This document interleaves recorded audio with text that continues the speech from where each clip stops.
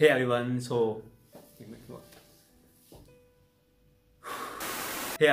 so here we have Rana Saab. He's like my elder brother and I call him Rana Saab, but इनका नाम है अमन राना। तो हिमाचल से हैं और हिमाचल से हमारे पुराने रिश्ते हैं। तो सर कुछ बताओ अपने बारे में। हाय गाइस, मेरा नाम अमन राणा है और मैं पालमपुर से हूँ बेसिकली हिमाचल में। और मैंने बीटेक किया CGC लांडरा से। आपको शायद पता हो, कुछ लोगों को जो मोहाली या पंजाब एरिया या हिमाचल एरिया से उनको पता होगा। और उसके बाद मैंने कुछ टाइम जॉब भी करी है and then I decided to come into this profession. तो हाँ, ये अच्छी चीज़ है, इनके पास कॉर्पोरेट सेक्टर का भी एक्सपीरियंस है। आई थिंक इन्होंने 1 साल वहाँ पे काम किया MNC में। जैसे मैं हूँ, मैं 2019 में पास आउट हुआ, वो 2019 में ही मैंने एग्ज़ाम दे दिया था।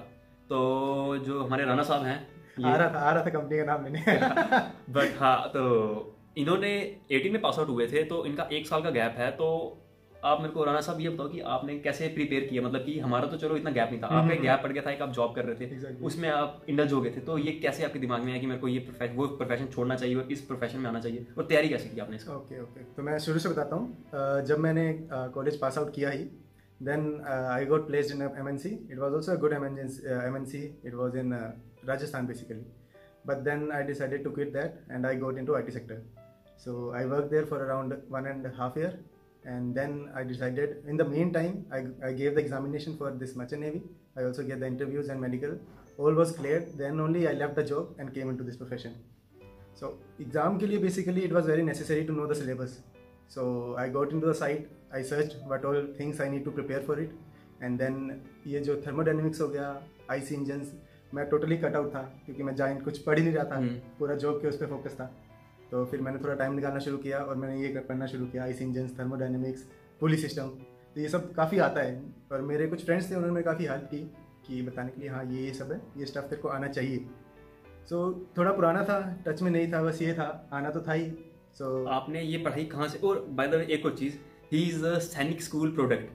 तो सर आप मर्चेंट नेवी में कहाँ से? आपको तो कहीं एयरफोर्स या आर्मी में जाना चाहिए था। सो इट वाज लाइक कि मैं 6th क्लास में आई was in Sainik school and then after that I only wanted to go into army only. So 12th के बाद भी I tried getting into SSB and clearing it, but I was not that fortunate. Then after graduation I tried, इसीलिए मेरे को एक gap मिल गया क्योंकि I was trying for army as well. तो अगर मैं कहीं अच्छी जगह, लाइक फॉर एग्जांपल मैं अगर मर्चेंट नेवी में हो जाता तो it would have been difficult for me to go into that also. तो मैंने कुछ टाइम दिया, मैंने सिर्फ उसी के लिए कि मैं सिर्फ आर्मी के लिए प्रिपेयर करूँ, SSB के लिए ही प्रिपेयर करूँ। तो मैंने वही दे रहा था and then it was like कि जब मेरे को पता लग गया कि it's high time I should look for another option करना चाहिए, या because you can't just stay with one option. So for that purpose then I decided to come into this profession. तो आपने जो इसका एग्जाम्स के लिए और इंटरव्यू के लिए जो आपने प्रिपेयर कर रहे थे, तो ये आप कहाँ से कर रहे थे? मैं बेसिकली मैंने यूट्यूब देखा। सबसे पहले तो मैंने निकाला कि सिलेबस है क्या। Then I had a friend, वो तब कोचिंग शिपयार्ड से कर रहा था। Okay. And then he told me कि ऐसे ऐसे you have to prepare for it, you need to study IC engines very and then you have to prepare for thermodynamics.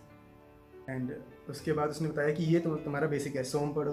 जो तेरी बुक्स हैं न्यूमेरिकल्स में, don't go into numericals, basics touch करो पहले।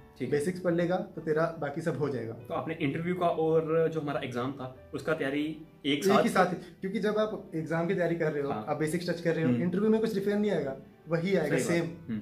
सो वही किया मैंने पहले बेसिक्स का ट्राई कर लिया और सारा जब बेसिक्स मेरा टच हो गया देन मैंने एग्जाम दिया। एग्जाम हो जाता है सबको, अगर तुम एवरेज स्टूडेंट्स भी हो तब भी हो जाएगा अगर तुम थोड़ा सा मेहनत करोगे। और मेरे को ये क्वेश्चन एक और पूछा था कि सर मैं एवरेज स्टूडेंट हूँ तो मेरा पास होगा या नहीं? लाइफ में हर कोई ऐसा सोचता है कि यार सिर्फ एग्जाम आएंगे तब पढ़ लो और खत्म।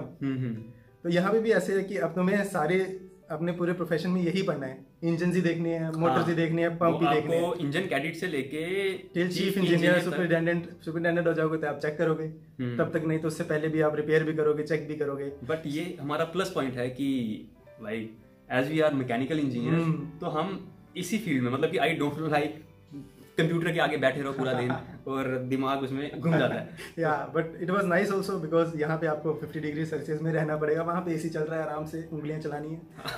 अपनी जॉब का प्रोज एंड कॉन्स हर एक के हैं। सो या एंड देन आर्मी का मैंने डिसाइडेड था ही, बट नहीं हो पाया। देन आई डिसाइडेड, एक्चुअली मैं आर्मी बैकग्राउंड से भी हूँ, मेरे फादर आर्मी में थे, मेरा यंगर ब्रदर अभी आर्मी में। सो आई थॉट कि ऐसे मैं एक जगह टिक नहीं सकता, कॉर्पोरेट सेक्टर में एक ही जगह पूरी लाइफ, या फिर कहीं बैंकिंग एग्जाम देके या ये सब एक ही जगह नहीं रह पाऊंगा। सो डिसाइडेड कि ये बढ़िया तो है, आप 6-6 जब महीने। इसकी तैयारी कर रहे थे तो आपने कुछ नोट्स वगैरह बनाए या कुछ बुक्स पढ़ी या यूट्यूब पे वीडियोस देखी? नोट्स मैंने बनाई थी एक्चुअली, नोट्स मैं जो पढ़ रहा था हम्म। उसी के नोट्स बना रहा था। जब मैं आईसी पढ़ रहा था तो आईसी के बना लिए, रेफ्रिजरेशन पढ़ रहा था रेफ्रिजरेशन के बना लिए, थर्मोडायनेमिक्स में थर्मोडायनेमिक्स के बना लिए। देन मेरी पुरानी नोटबुक जो थी मैंने वो भी थोड़ी सी देखी, देन हो गया वो। आपने कितना टाइम, मतलब कि जब आपने ये तैयारी अपनी स्टार्ट की आपको कितना टाइम लगा, मतलब कि कब से मैंने आप ये इसकी डिसाइड तैयारी किया कर था एक्चुअली मैंने 19 में, हम्म। क्योंकि हमने 19 में एग्जाम दिया था। हाँ मैंने हाँ, अक्टूबर में 19, दिया था। हाँ ओके हाँ। मैंने अक्टूबर में दिया था, कुछ हमारे साथ जो है उन्होंने अगस्त में भी क्लियर करके हाँ, हो हाँ। गए थे। सो मैंने ट्राई किया आई गेस अगस्त जुलाई अगस्त रफली में। कितने महीने, मतलब कि अप्रोक्सीमेटली 2-3 महीने इज इनफ।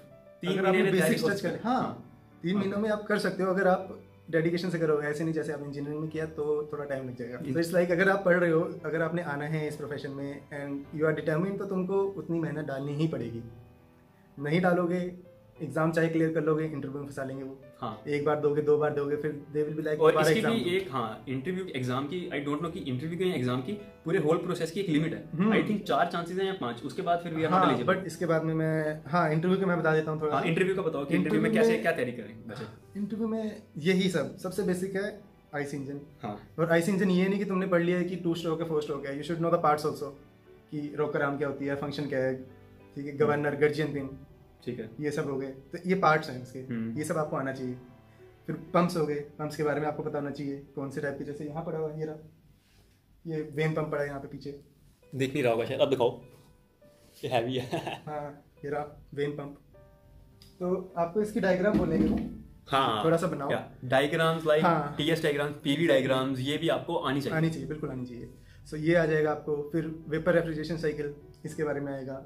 ऐसा नहीं कि आपको बहुत ही ज़्यादा कुछ वास्ट पूछेंगे, बेसिक आपको आना चाहिए कि एटलीस्ट। हाँ, वो मैंने एक पहले, मतलब कि जो पार्ट 1 था उसमें भी बोला था कि जो आपका इंटरव्यू ले रहा है उसको भी पता है कि आप शिप पे कभी नहीं गए हो। हाँ। तो वो शिप के रिलेटेड नहीं पूछेगा कि शिप पे मशीनरी कैसे काम करती है, वो आपसे बस वही बेसिक पूछेंगे कि उनको भी ये जानने की इस लड़के ने, इस डिग्री बच्चे में ने जो कुछ किया है, डिग्री में इसने जो पढ़ा है वो एक्चुअल में इसने हाँ। पढ़ा है या नहीं पढ़ा है, इसको वो Exactly. बेस उसका आता है या नहीं आता है, बस वो यही चीज जानना चाहते हैं आप। हाँ तो एक बार आपका ये हो जाएगा, इंटरव्यू आप क्लियर कर लोगे। थोड़े बहुत आपको ये भी पता होना चाहिए कि आपने वर्कशॉप में क्या काम किया है।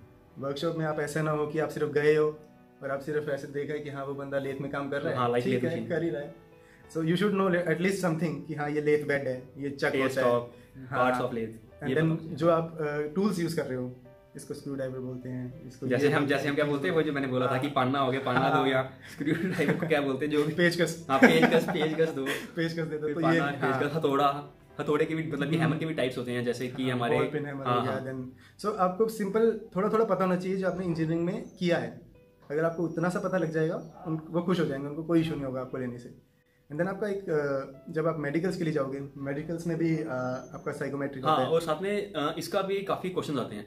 फॉर डेक कैडेट आपको 6x6 की, हाँ इट इज मैंडेटरी। हाँ, but for engineer 6x9 is 6x9, क्योंकि मेरा भी नंबर जो है, मेरे को भी चश्मा लगा हुआ है, when I was in 11th class, मेरे को तब का लगा हुआ है ये, और इसका नंबर है 0.25 एंड 0.5, तो मेरे को कुछ मेडिकल में मुश्किल हुआ। बट जो मेरा दोस्त था कुरनाल, उसने भी वो पहना हुआ, बट उसका 0, उसको कोई नंबर नहीं है उसको, बट उसने लेजिक करवाया हुआ है, उसको लेजिक करवाना पड़ा था क्योंकि उसका नंबर थोड़ा ज्यादा था। सो हाँ, सो या ये उसमें वो चेक कर लेंगे, उसकी आपको इतनी इशू लेने की जरूरत नहीं है। At least you should focus on exam first. आपका दिल्ली में आपका हाँ, मैंने मेडिकल, मेरा भी दिल्ली में अगर मेडिकल होगा तो वहाँ पे एक और साइकोमेट्रिक होता है आपका। सॉरी, वो जो साइकोमेट्रिक वो बहुत, मैं क्या बोलूँ, बट उसमें आई थिंक 650। हाँ नहीं यहाँ वाले में थे, और उसमें भी आई गेस 250 क्वेश्चन थे।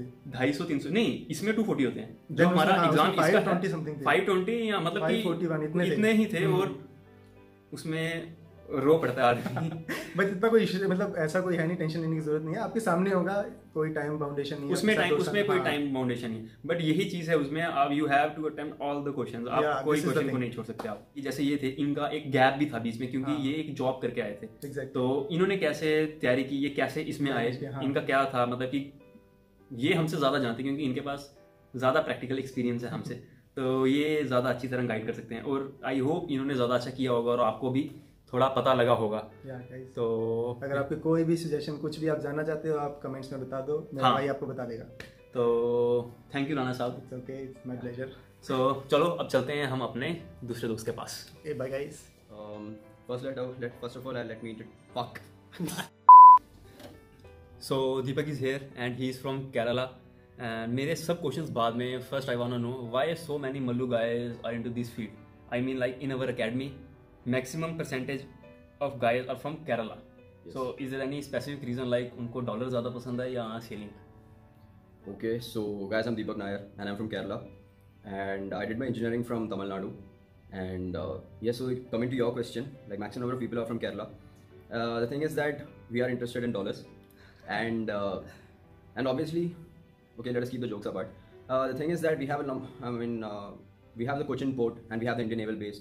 So somewhere it is mixed up in our blood that we are more related into the Navy base, Navy field. So from a young age we have been inspired from this field, and obviously the tax-free salary, and people assume that we have a luxury life. But yes, to some extent it is good, and yeah. So these are the common reasons why we come into this field. Okay. So I have few interesting questions that mostly commonly asked by merchant navy aspirants. Yeah.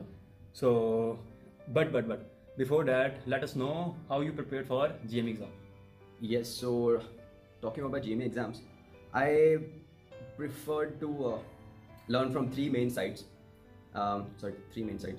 So the first one was Exam Veda for aptitude and all that, because most of the questions were asked from Exam Veda. Not most of the same questions, but you'll get a rough idea of how to prepare for the aptitude and all that. And the second thing was Marine Republic, where you get the entire syllabus of GME. You just have to pay 419 rupees or something, but it is worthy to pay for it. And that covers the entire syllabus for GME as well as for the interviewer also.